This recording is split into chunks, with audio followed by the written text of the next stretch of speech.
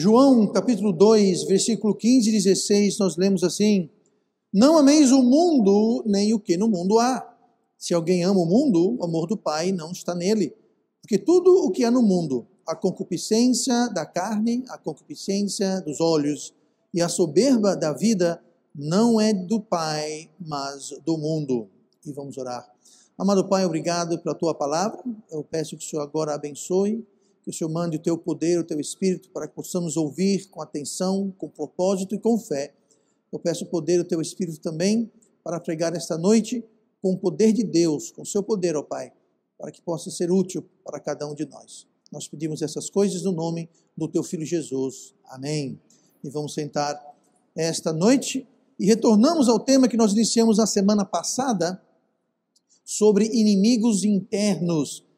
E esses inimigos internos nós encontramos aqui no texto que nós lemos agora há pouco, de 1 João capítulo 2, onde menciona, entre outras coisas, o mundo, no versículo 15, não ameis o mundo, e depois no versículo 16 fala que tudo que há no mundo, aí fala sobre a concupiscência da carne. Semana passada nós vimos o primeiro dos três grandes inimigos que nós temos, inimigos internos, que foi o maligno, o diabo.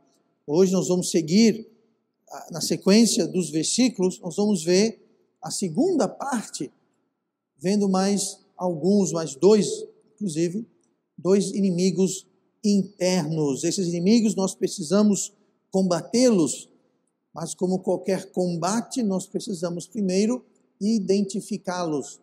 Se a gente não identificar o inimigo, fica difícil a gente combater e quase impossível vencer e ter a vitória.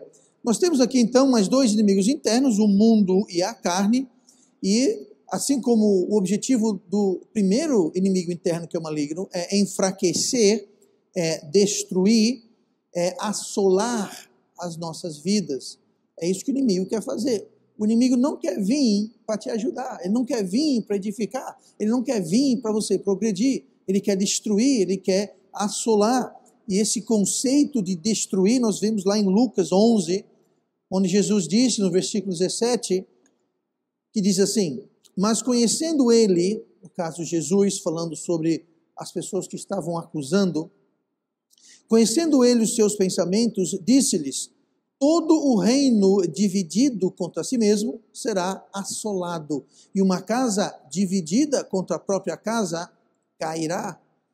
Então, o que os nossos inimigos querem fazer, eles querem fazer justamente isso, eles querem dividir o seu coração, eles querem dividir o seu pensamento, eles querem dividir a sua fé, ele quer dividir a sua lealdade, ele quer dividir o seu foco. Hoje de manhã eu preguei lá na outra igreja sobre um coração dividido. E aqui eu estou mais uma vez, é outra mensagem, é outro contexto, mas dividir, o inimigo quer dividir.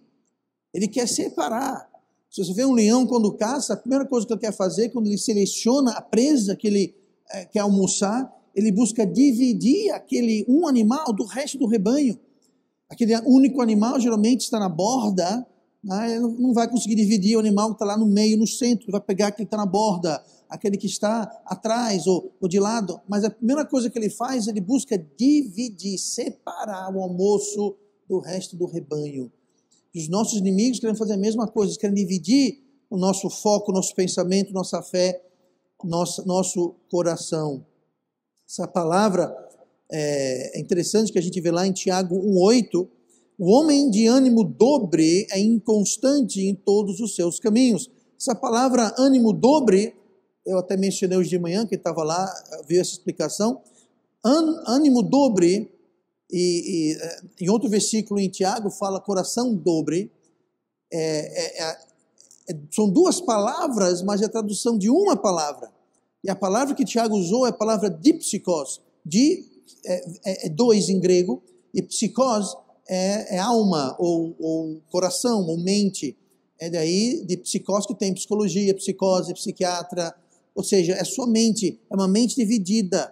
Nosso inimigo, ele quer dividir o nosso coração, ele quer dividir o nosso foco, ele busca trazer divisão. Jesus falou que o reino dividido será assolado. Uma casa dividida, ela vai cair. Então nós temos que entender o reino dividido, a casa dividida, essa divisão vai gerar inconstância, vai gerar queda, vai gerar assolação e destruição. Lá em 1 Crônicas, capítulo 12, nós temos, eu não vou ler lá, mas daqui a pouquinho eu vou ler um versículo só. Nós temos Davi, quando ele estava em Hebrom, estava sendo perseguido pelo rei Saul, que buscava a sua vida. E Deus enviou para Davi, Deus tocou no coração de muitos homens, de todas as tribos de Israel, e os enviou para apoiar Davi, enquanto ele estava fugindo, para que ele não estivesse só, desprotegido e desamparado. E lá em 1 Crônicas 12, Deus lista quantos homens, de quais tribos, ele enviou.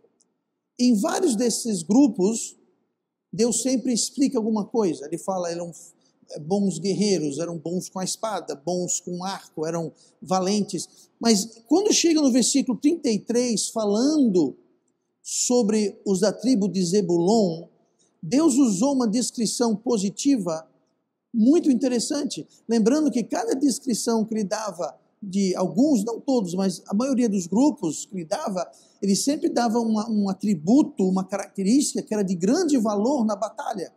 Como eu disse, um era valente, outro era forte, outro era bom com a espada, outro, enfim. Mas os de Zebulon falam assim, versículo 33 de 1 Crônicas 12. De Zebulon, dos que podiam sair no exército, 50.000 ordenados para a peleja, com todas as armas de guerra, como também destros para ordenar uma batalha, e não eram de coração dobre. Olha que interessante. Aqui fala, outra coisa, você vê que não era meia dúzia de gato pingado, não. Só de uma tribo, foram, aqui está dizendo, 50.000. Eles estavam ordenados para a peleja, quer dizer, prontos, estavam preparados para a peleja, todos armados, todos destros, ou seja, eles sabiam guerrear, eles eram valentes, eram hábeis com a espada, com o arco. Mas ele termina com um atributo muito interessante, e não eram de coração dobre. Não havia divisão. Por que isso é importante? Porque quando você está numa batalha, quando você está encarando o inimigo, se você tem uma divisão no coração, se você tem uma divisão em qualquer coisa, você já está em desvantagem. E estes filhos da tribo de Zebulon, eles não tinham coração dobre. Eles eram hábeis, ordenados, treinados, equipados, mas acima de tudo, eles não eram de coração dobre, não havia divisão. Eles eram unidos em propósito, em foco, em fé, em objetivo. E esta é uma qualidade desejável, propícia para a vitória. Então, os nossos inimigos querem justamente fazer isso, eles querem trazer divisão na sua fé. Eles querem pegar a sua fé e picotá-la todinha e separar. Eles querem pegar o seu foco e distrair você com isso, com aquilo outro. Eles querem colocar você e eu em outros caminhos, nos distrair do que é o mais importante. Uma das coisas mais tristes da igreja, eu uso das igrejas na atualidade hoje, é justamente a perda de foco. A grande, esmagadora maioria das igrejas perdeu o foco de qual a função e o propósito da igreja. A função e propósito da igreja não é erguer templos enormes, suntuosos. Isso não é a função da igreja. A função da igreja não é ver quem consegue arrecadar ofertas maiores e maiores. Não é esse o foco da igreja. O foco da igreja não é ter um louvor bem bacaninha aqui que parece uma boate. Esse não é o foco da igreja. Não é o foco da igreja sequer ter louvor correto. Tem muito louvor que não é louvor. É uma ofensa para Deus. É mundanismo na igreja. Mas mesmo que o louvor for correto e digno e bíblico, mesmo assim, esse não é o foco da igreja. O foco da igreja é levar o evangelho e levar almas a Cristo. Esse é o foco da igreja. Só que a maioria das igrejas nem sabe o que é isso, não faz a mínima ideia do que se trata.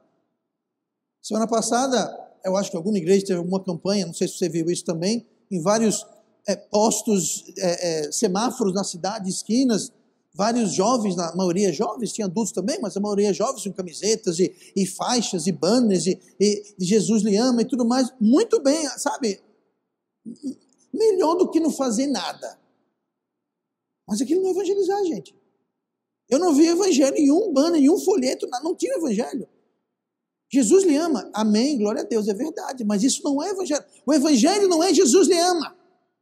O evangelho não é Deus é bom, isso não é evangelho. O evangelho é pregar para as pessoas que Deus as ama, mas que nós somos pecadores e nós estamos desqualificados da glória de Deus, desqualificados da salvação, e que Deus mandou o seu Filho Jesus morrer na cruz para pagar o nosso pecado. E se nós confiarmos e aceitarmos a salvação gratuita que Ele oferece, nós podemos ser salvos. Isso é o evangelho.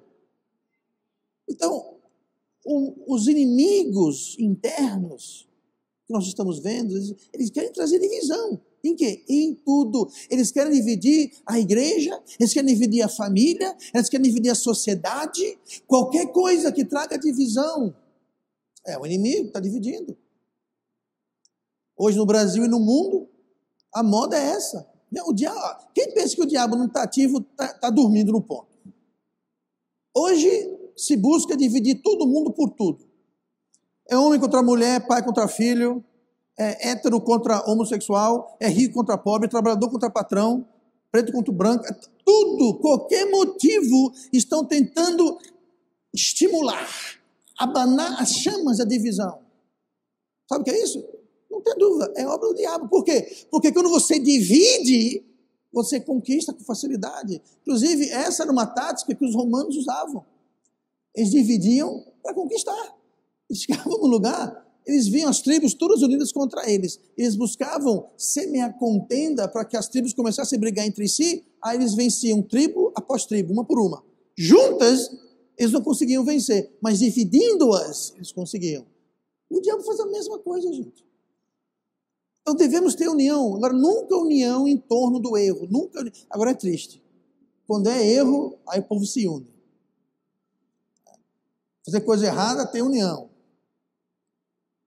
Um exemplo, carnaval. Carnaval, não interessa se é rico, se é pobre, se é homem, se é homossexual, se não é homossexual, não interessa. Carnaval, fazer errado, todo mundo é unido, uma festa. União. União, mas união na verdade. Hoje vamos ver, além do diabo, alguns outros, mais dois inimigos internos que nós temos. Olha comigo no versículo 15 de 1 João capítulo 2. Onde diz: não ameis o mundo, nem o que no mundo há. Esse inimigo, ele tem uma tendência de ser muito atraente e facilmente infiltrável em nossas vidas. O mundo precisa ser vigiado e rejeitado. Nós temos que nos colocar numa posição que nós odiamos, rejeitamos o mundo. Tanto o mundo em si, como a Bíblia fala, não ameis o mundo, nem o que no mundo há. Ou seja, as coisas que o mundo proporciona. Nós não devemos ficar enamorados com o mundo. Uma coisa muito triste é quando um filho, uma filha de Deus, olha para o mundo com um olhar desejoso. Ah, eu queria tanto.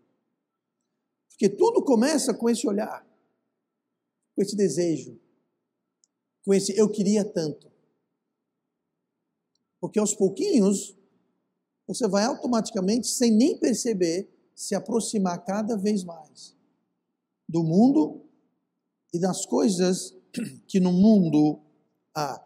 Mas, pastor, o mundo não é um lugar tão ruim assim. Bom, se você realmente pensa isso, então você já está dividido do que Deus fala. A sua opinião já foi dividida, já existe uma divisão, já existe uma racha, já existe uma brecha entre o que está no seu coração e o que está no coração de Deus. Pelo seguinte motivo, 1 João 5,19, que é um pouquinho além do que nós acabamos de ler, eu li o 15, você vai para frente alguns versículos, 1 João 15, 19, fala assim: sabemos que somos de Deus e que todo o mundo jaz no maligno. Lembrando que um versículo atrás, no versículo 14, fala que o maligno é justamente o nosso primeiro inimigo interno. Então, o mundo jaz no maligno. O que quer dizer isso, jaz no maligno? O mundo está na mão do maligno. Quando você ouve essa história, porque Jesus é rei e ele está reinando, não acreditem, não é verdade. Jesus vai reinar, estamos vendo isso no nosso estudo em escatologia, às quartas-feiras. Jesus vai reinar. No reino milenar, ele vai reinar. E quando ele reinar, haverá justiça e paz e prosperidade na terra, e vai ser uma outra terra. Vai ser irreconhecível, mas hoje, quem reina, o mundo está nas mãos do diabo. Se você duvida, é só você abrir os olhos e ver, gente, a injustiça, o mal, como ele cresce, como ele progride, o crime, a doença, as guerras. O mundo jaz no maligno. O diabo está no mundo, ele controla o mundo. Ele precisa buscar a permissão de Deus, nós sabemos disso, mas ele tem as rédeas do mundo na mão. Por isso que o mundo está indo de mal a pior. Mais uma vez, se você não percebeu ainda que o mundo está indo de mal a pior, mais uma vez, seu coração já está dividido. Gente, o mundo não está ficando melhor. E nem vai ficar melhor. Ele vai ficar muito pior para depois melhorar. Nós temos que entender isso, porque o mundo deve ser rejeitado, odiado. Romanos 12, versículo 2. Não sede conformados com este mundo, mas sede transformados pela renovação do vosso entendimento, para que experimenteis qual seja a boa, agradável e perfeita vontade de Deus. O mundo é um inimigo que vai nos bloquear, vai nos privar da vontade de Deus. Nós lemos aqui, Romanos 12, 2. O mundo vai nos privar da vontade de Deus. Então, se a gente não odiar o mundo e as coisas que há no mundo, se nós estamos apaixonados, enamorados, engraciados com o mundo, a primeira coisa que vai sair pela janela é a vontade de Deus para as nossas vidas. E a vontade de Deus, ela é boa, ela é agradável e ela é perfeita. Ela é boa, agradável e perfeita. Mas o mundo, você tomando a forma do mundo, não seja conformados, ao que fala aqui, não serem conformados com este mundo. Nós vemos que o mundo jaz no maligno. O relacionamento do crente com o mundo deve ser um de ódio. Não é para odiar as pessoas do mundo, não é isso. Não é para você sair por aí queimando tudo, destilando ódio, não é isso. A palavra ódio, biblicamente, é uma palavra diferente do que nós usamos. Jesus falou, por exemplo, aquele que não odiar seu pai e sua mãe não pode seguir a mim. Jesus está mandando eu odiar o pai e minha mãe? Mas a Bíblia não manda honrar o pai e a mãe? É uma contradição? Não. A palavra odiar na Bíblia não quer dizer você ter ódio, ter raiva. Significa você não ter aquilo em primeiro lugar. Jesus falou, se você ama seu pai e sua mãe mais do que a mim, você não pode me seguir. Ele não falou que não devemos amar nosso pai e nossa mãe. Devemos. Agora, devemos amar Jesus mais. Se ama seu pai e sua mãe, fazes bem. Mas devemos amar Jesus mais. Mais. Nós devemos amar a Jesus mais do que o mundo. Mais do que as coisas do mundo.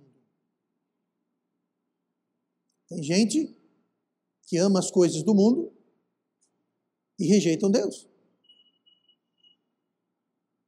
Tem gente que se eles comprassem a casa de praia, um jet ski, uma lancha, não vinham para a igreja mais domingo, porque estavam muito preocupados e ocupados na casa de praia. Eu conheci uma família assim, não eram da igreja, mas eles diziam que eram crentes, eu vou acreditar pelo que disseram, vou dar o benefício da dúvida, mas essa família não ia para a igreja no final de semana, sábado e domingo não ia para a igreja. Por quê? Casa de praia, sexta-feira à noite ia embora, só voltava domingo à noite, tarde, ou segundo de manhã. Deixa eu perguntar uma coisa para você. Você acha que Deus, ele dá alguma coisa que iria te afastar dele? Deus conhece você e eu.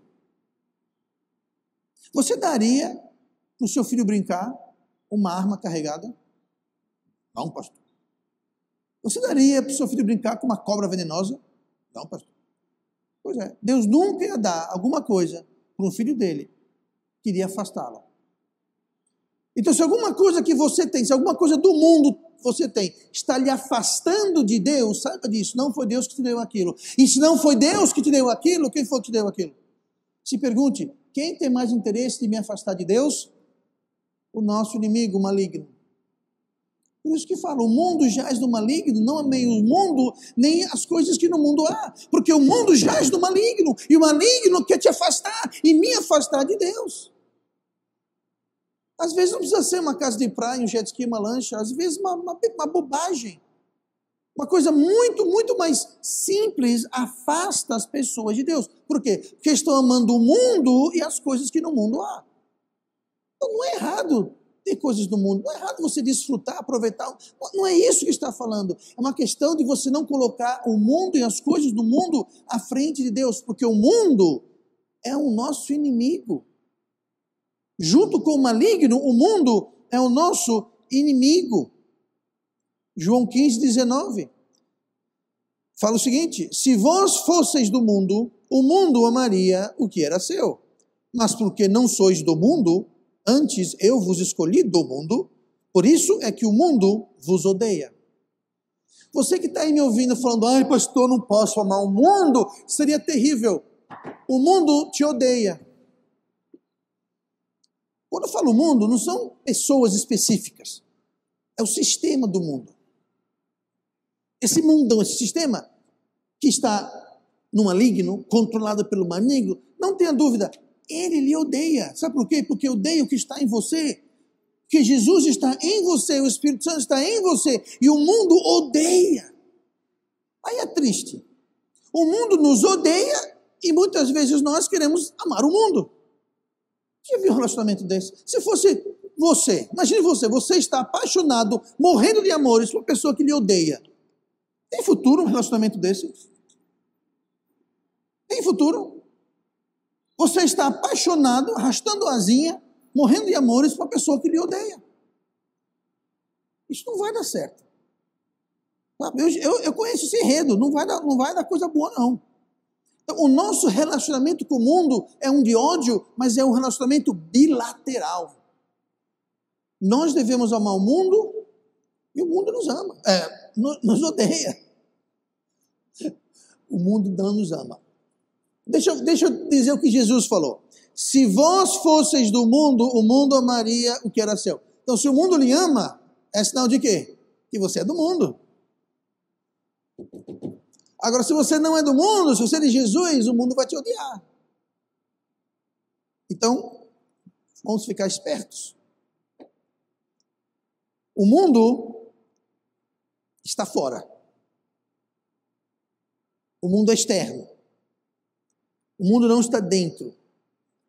O mundo não necessariamente quer entrar. Esse não é o perigo. O grande perigo é que nós queremos que o mundo entre. Lembre que o tema que estamos vendo é inimigos internos. Mas, pastor, o mundo é externo. Eu sei. E nós vimos semana passada que não é o que está fora que contamina o homem. Lembra que nós vimos isso? Jesus falou, não é o que está fora que contamina, mas é o que está dentro que contamina. Que contamina o coração, e do coração saem todas as maldades e pecados. Se o mundo é externo, e qual o problema? O problema é que nós, ao nos apaixonarmos pelo mundo, nós queremos trazer o mundo para dentro do coração, para dentro da mente. Nós podemos querer, nós podemos ser seduzidos pelas luzes do mundo, pelas vantagens do mundo, pelos brinquedos do mundo, pelas atrações do mundo. Foi isso que aconteceu com o irmão Demas. Pastor, quem é o irmão Demas? Ele não é da igreja, não se preocupe. Irmão Demas era um companheiro de ministério do apóstolo Paulo. Lá em Filipenses 1, e versículo 24, esse estimado ajudante de Paulo escreve assim, Filipenses 1, 24.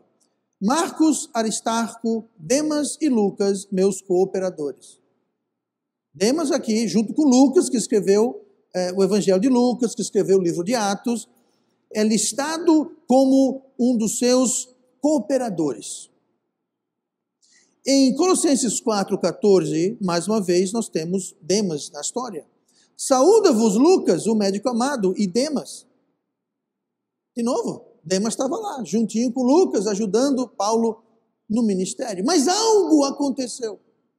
Alguma coisa mudou no coração de Demas.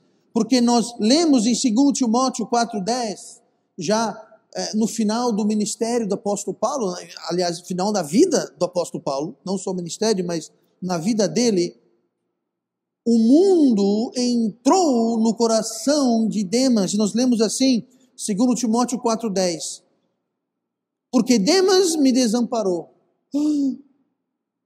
Demas, o cooperador, Demas, o fiel amigo. Agora ele fala, porque Demas me desamparou.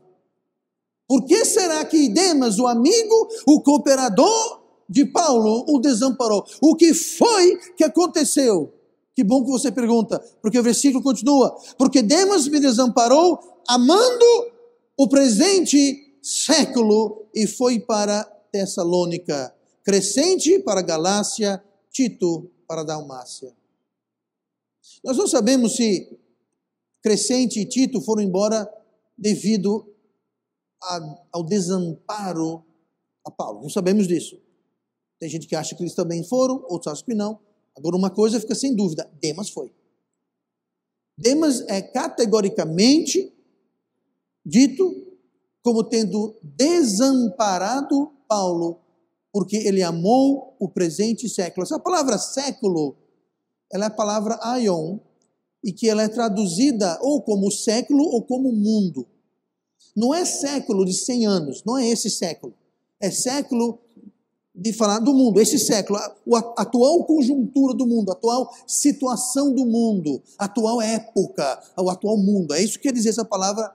Tanto que na tradução inglesa, a Bíblia King James Rei Tiago, no versículo 10 de 2 Timóteo 4, a palavra presente século, está lá, presente mundo. Não está século, está mundo. Por quê? Porque é o sentido, século é o sentido de mundo, não é o sentido de 100 anos, 10 décadas, não é isso. Então veja como Demas desamparou Paulo, Demas abandonou o ministério porque ele amou o mundo, ele amou. E a Bíblia fala o quê? Não ameis o mundo.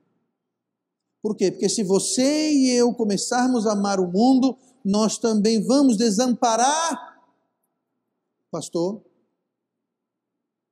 seu esposo, a sua esposa, seu filho, sua filha, seu pai, sua mãe, amigo, colega, patrão, empregado.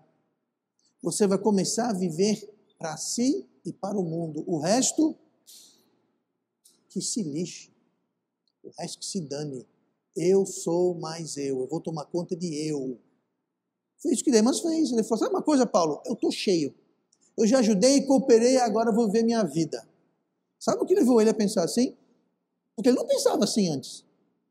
Começou com uma divisão do seu coração, uma divisão da sua fé, uma divisão do seu foco, uma distração, e aos pouquinhos aquilo foi ganhando espaço, até que um dia acordou e falou, chega, Paulo, passe bem, vou-me embora para Tessalônica, porque ele amou o presente. Não ameis o mundo, nem as coisas que no mundo há. Demas amou aquilo que não deveria ter amado. Nós devemos sim amar a Deus acima de tudo. Mateus 22, versículo 36, diz assim, mestre, qual é o grande mandamento na lei? E Jesus disse-lhes, amarás o Senhor teu Deus de todo o teu coração e de toda a tua alma e de todo o teu entendimento. Note como Deus aqui é exclusivista. Ele quer que você o ame de todo o coração, de toda a sua alma, de todo o pensamento. Aí o diabo vem e quer fazer o quê? Ele quer dividir o seu pensamento, ele quer dividir a sua alma, ele quer dividir o seu coração, ele quer dividir, para quê? Para conquistar. Demas caiu nessa, Demas deixou de amar Deus de todo o entendimento, de todo o coração, de toda a sua alma. Houve uma divisão, e o que causou essa divisão não foi o mundo, foi amor ao mundo. Foi o amor ao mundo. O mundo não tem como dividir tua fé. O mundo não tem como dividir teu coração. O mundo não tem como dividir nada na tua vida. Mas o seu e o meu amor pelo mundo pode. Vou dar um exemplo. Paulo falou para Timóteo o seguinte: o amor ao dinheiro é a raiz de todos os males. Pastor, o dinheiro é um mal terrível. Não, não é isso que Paulo falou. O problema não é o dinheiro. O problema é o amor ao dinheiro. Da mesma forma, o problema não é o mundo. O problema é o nosso amor, é o nosso relacionamento com o mundo, ou, voltando ao que Paulo falou para Timóteo, é o nosso relacionamento com dinheiro.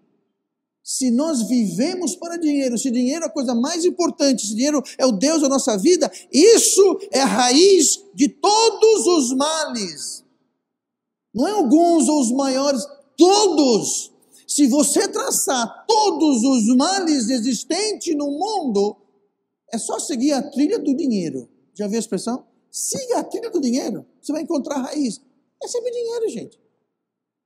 Uns é alguns trocados, outros são milhões e bilhões e trilhões de números que nós nem imaginamos. Mas sempre tem dinheiro no meio, de uma forma ou de outra.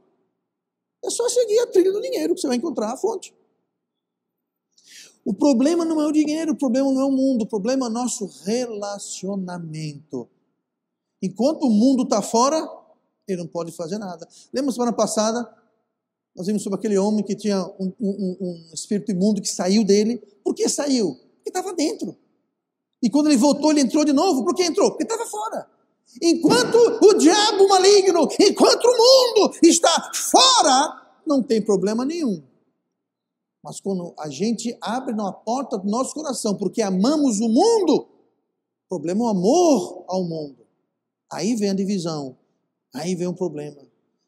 Como, pastor, manter o mundo fora? Separe-se do mundo. Separe-se do mundo.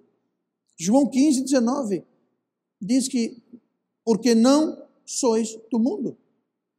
Você é salvo, você não é do mundo. O instante que você foi salvo, você foi transferido do reino das trevas para o reino de luz. A sua cidadania eterna mudou. A sua natureza mudou. Você era apenas um ser carnal sem um espírito vivo. Agora você tem um espírito vivificado, é um novo nascimento. Você pertence ao reino de luz. Vós não sois do mundo. Se você não é do mundo, por que fica vivendo no mundo, amando o mundo, namorando o mundo, copiando o mundo, desejando o mundo, querendo ser igual ao mundo? Vós não sois do mundo. Não deixe o mundo entrar. O mundo não vai chegar para você e forçar você a agir de uma certa forma. Essa decisão nós tomamos. Porque nós convidamos o mundo para dentro do nosso coração. 2 Coríntios 6, versículo 14. Paulo escrevendo: não vos prendais a um jugo desigual com os infiéis. Porque que sociedade tem a justiça com a injustiça? E que comunhão tem a luz com as trevas? E que concórdia há entre Cristo e Belial? Ou que parte tem o fiel com o infiel? E que consenso tem o templo de Deus com os ídolos? Porque vós sois o templo do Deus vivente. Como Deus disse: neles habitarei, e entre eles andarei, e eu serei o seu Deus, e eles serão o meu povo. Por isso, saí do meio deles, e apartai-vos, diz o Senhor, e não toqueis nada imundo, e eu vos receberei. Isso aqui não quer dizer para você fazer suas malas, ir lá morar, subir a serra e morar lá no meio do mato, no meio dos bichos. Não é isso que está falando.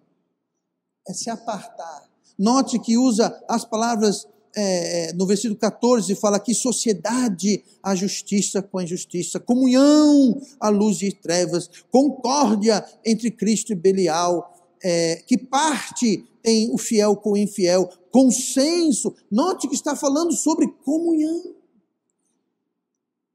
É você ser parecido, é você andar junto, é você querer ser igual a eles. E quando o crente quer andar igual ao mundo, falar igual ao mundo, cheirar igual ao mundo, fazer igual ao mundo, se comportar igual ao mundo, é porque o mundo já entrou no coração dele e já está fazendo o estrago. Como é que evita o estrago? Não tenha comunhão com o mundo, não tenha consciência com o mundo. Não seja como o mundo. É muito simples, não seja como o mundo. O mundo só vai causar problemas e estrago em nossas vidas quando ele entra aqui. E nós arrumamos toda espécie de justificativa para justificar deixar o mundo entrar em nossas vidas. Como eu falei no começo, o problema do mundo é que ele é muito atraente, é muito sedutor. As luzes e as atrações são hipnotizantes e a gente fica lá igual uns peixes olhando para a isca. O problema é esse. O problema é esse. Aliás, o pecado é assim.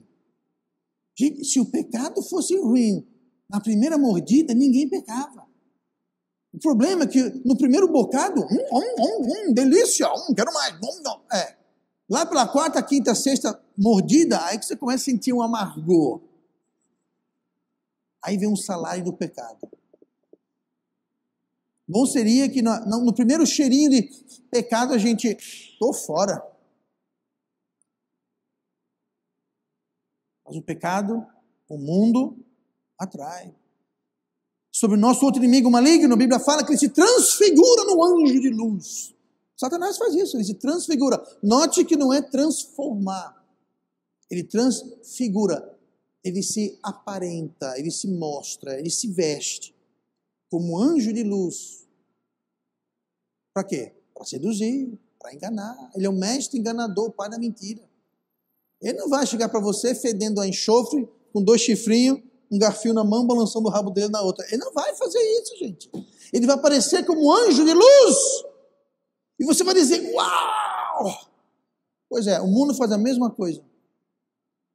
O mundo não vai mostrar o resultado. Mas é fácil. Quer ver o resultado do mundo? É só você ver o produto final que o mundo gera. Só isso. Olha o caminho de pessoas que andaram no segundo mundo, pessoas que rejeitaram a Bíblia. Veja onde isso os levou. E você vai ver o preço do pecado. Isso nos leva ao nosso próximo inimigo de hoje, versículo 16. Porque tudo que há no mundo, a concupiscência da carne.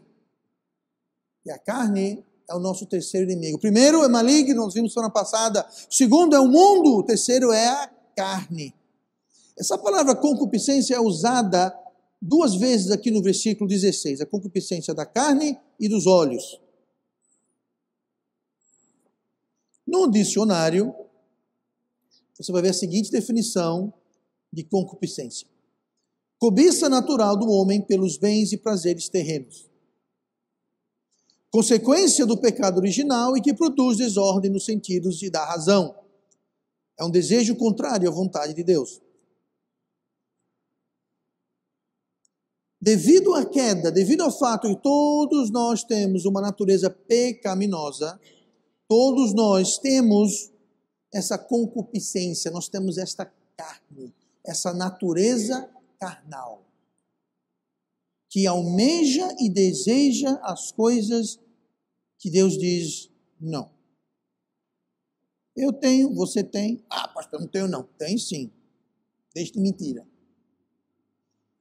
Como é que você sabe? Porque todo mundo tem. Todo mundo nasce com isso. Todo mundo tem. Você pode se convencer que não tem, mas você tem. Você não precisa ficar chateado, não. Eu tenho, você tem. O problema é quando a gente não admite que tem. A gente acha que não, isso não, isso sim. Isso sim. Esses inimigos estão fora do mundo, como nós vimos. O maligno está fora. Lembra a história mencionei agora há pouco, do espírito imundo que saiu, depois entrou. Por quê? Porque estava fora. Então ele estava dentro, saiu, estava fora, entrou. Estava fora. O mundo, quando está fora não tem problema. É quando o mundo entra, como fez com Demas. Quando a gente começa a amar o mundo, a gente convida o mundo. Aí estão dentro.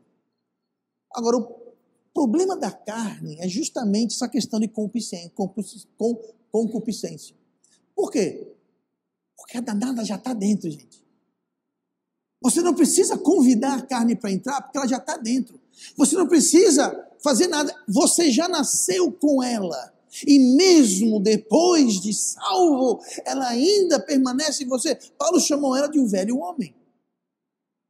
A velha natureza, a carne. Ela já está dentro, já nasceu dentro. Já está lá. Você não tem que deixar ela entrar. E mais, você não tem como expulsá-la. Sabe quando essa carne vai ser erradicada? Quando você morrer. Ou quando Jesus voltar e arrebatar os que estiverem na terra, vivos, salvos. Pronto. Aí a carne vai ser, aí acabou a carne. Mas até aquele dia, ou você morrer, tá? Mas até aquele dia, você vai ter que conviver e combater a carne.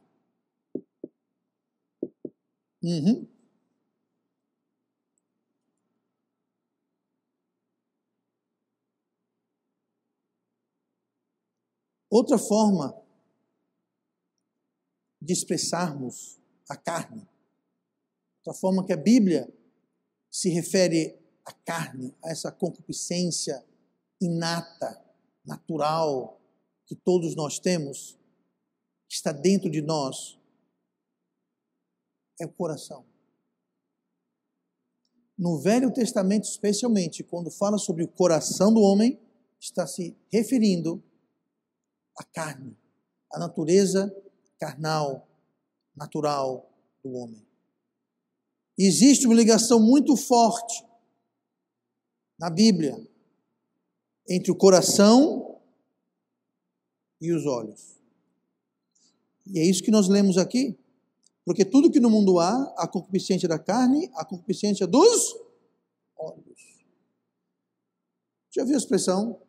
O coração não sente o que o olho não vê. Sabe de onde isso vem? Da Bíblia.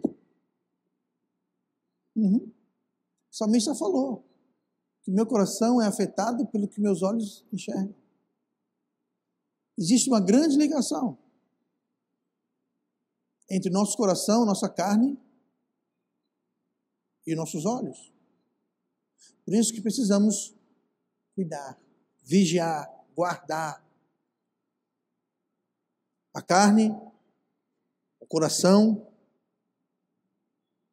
também precisa ser dominado, mesmo que parcialmente, porque ninguém vai dominar a carne completamente, como eu falei, até a morte ou o arrebatamento. Mas junto com as propensidades da carne e dos olhos, vem a terceira coisa no versículo 16, a concupiscência da carne, a concupiscência dos olhos e a soberba da vida. O que é isso, pastor? É o orgulho. O orgulho do ser humano achar que sabe mais do que Deus, sabe mais do que os outros, que é melhor do que os outros, que é melhor do que Deus. Essas três coisas andam de mãos juntas. É tudo da carne. É tudo concupiscência da carne. E o orgulho sempre acompanha um coração solto, um coração que não está prendido a Deus. O diabo precisa ser mantido fora. Como? Limpe a casa e tranque as portas. Eu falei sobre isso semana passada, não vou me repetir. O mundo precisa ser mantido fora. Como? Separe-se, fique longe, não exponha os seus olhos. Não exponha, não coloque nada na frente dos seus olhos que vai influenciar o seu coração para o mal. Por isso que é bom separar. Por isso que até é importante aonde você anda, porque os seus olhos só vão ver onde os seus pés te levam. Não apenas, é claro. Hoje em dia, com tecnologia, nós temos televisão, tem a internet, computador, tem celular, tablet, onde você não precisa ir para se expor a muitas coisas. Você pode se expor a muita coisa sem sair de casa. Mas a verdade é que há uma ligação entre o olho e o coração. Mas a carne, como eu disse, ela já está dentro de nós. Então, o que nós precisamos fazer para combater a carne é oposto do que a gente combate os outros dois. Porque os outros dois, o diabo, a gente quer manter ele fora. O mundo, a gente quer manter ele fora. Agora, como é que eu vou botar a carne para fora? Você não vai botar carne para fora. Você não tem que botar, não tem. Está lá, está dentro já. Então, como, pastor, que a gente combate? Bom, já que ela está dentro de nós, com a carne, o combate é diferente. Precisamos fazer o oposto. Ao invés de expulsar, que nós não vamos expulsar a carne, nós temos que guardar e proteger o coração. Guardar e proteger o coração para manter o mundo e o diabo fora. Mas guardar e proteger, nós temos que cultivar no nosso coração. E eu uso o termo cultivar porque lá em Gálatas 5 fala sobre os frutos do Espírito. Nós temos que cultivar os frutos do Espírito, porque se você tem no seu coração os frutos do Espírito, isso automaticamente vai empurrar para fora o mundo e o maligno. Lembra aquele indivíduo lá em Lucas capítulo 11 que tinha a casa, que ele limpou a casa, arejou a casa e o espírito imundo caiu fora, depois voltou com 7 piores do que ele? Pois é, lembra que ele voltou e viu a casa limpa e aberta. Ele não tinha cultivado nada. Ele saiu, o espírito imundo, quando voltou, viu a casa lá, maravilhosa, entrou de novo. E o segundo estado é pior do que o primeiro. Porque eu não tinha um espírito imundo, agora tem 8, ele mais 7, piores do que ele. Se guardar o coração, proteger o coração. As obras da carne que é mencionado lá em Gálatas 5, elas surgem justamente quando nós não identificamos os inimigos internos. Quando nós não identificamos, consequentemente não combatemos. E o mais triste, é que nós acabamos combatendo as coisas e pessoas erradas. A gente acaba brigando, se desgastando, enfraquecendo, prejudicando, porque em vez de lutar o inimigo, estamos lutando com os nossos amigos, esposos, esposas, filhos, pais, funcionários, patrões, vizinhos, colegas, irmãos, porque não identificamos o inimigo. Nossa luta não é contra carne e sangue. E quando nós não identificamos os nossos inimigos internos, nós começamos a brigar e lutar e combater as coisas e as pessoas erradas. Muito triste. Nós nos desgastamos, nos enfraquecemos. E quem gosta disso são justamente os nossos inimigos. O diabo, o mundo e a carne. Porque quando nós estamos fracos, eles estão fortes. Quando nós estamos fraquejando, eles estão vitoriosos. Fique de olho na carne, fique de olho no coração. Jeremias 17, versículo 9. Todo mundo conhece aqui esse versículo. Enganoso é o coração, mais do que todas as coisas, e perverso. Quem o conhecerá? Isso aqui não está falando sobre o coração do fulano. É sobre o seu coração e o meu coração. Essa é a carne. A carne perversa, é má, é enganosa. Deus examina o nosso coração. Deus examina a nossa vida. E Ele age de acordo com o que Ele encontra. Eu vou ler aqui mais um último versículo e vou encerrar. Jeremias 9 fala sobre o coração enganoso, perverso, quem o conhecerá. O versículo 10, o seguinte, fala assim: Eu, o Senhor, esquadrinho o coração e provo as entranhas, e isto para dar a cada um segundo os seus caminhos e segundo o fruto das suas ações. Vigie, guarde domine o seu coração. Porque é do seu coração que vão vir as suas ações. E Deus vai pesar os nossos caminhos e nos dar o fruto das suas ações.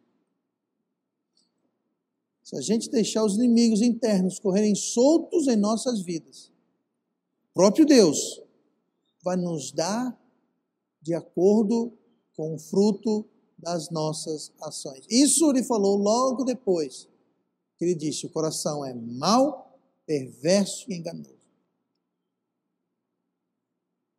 Esse coração não está fora como o diabo, não está fora como o mundo, ele já está dentro. Já está dentro. Então, se eu e você não vigiarmos, eu usei o exemplo semana passada de o cavalo de Troia. Pois é, o nosso coração é aquele cavalo de Troia, ele está doidinho para ir lá e abrir a porta do coração e dizer: mundo, entrai-vos. Maligno, entre. Nós temos que vigiar, gente. A vida que você vive não é um ensaio. É ao vivo. Você só tem ela. O dia que você viveu hoje, você não vai vivê-lo de novo. Você não vai poder mudar nada do que ele viveu hoje. Quando você estiver lá, velhinho, lá com seus 50 e poucos anos, bem velhinho, já com o pé na cova, você vai olhar para trás, você não vai poder mudar nada do que você fez. Então, viva hoje. Vigie hoje. Porque você não pode mudar depois que você viveu a sua vida. Estamos vivendo ao vivo, gente. É ao vivo. A gente fala: ah, não, Deus é o Deus da segunda chance. É.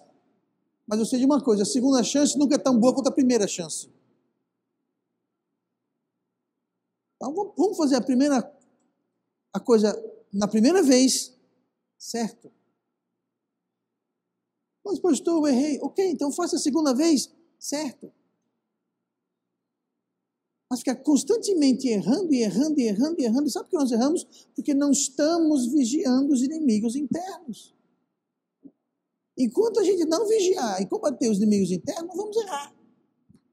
Não tem como não. Vamos vigiar os inimigos internos que Deus deixou na sua palavra justamente para nos alertar. E vamos orar. Pai amado,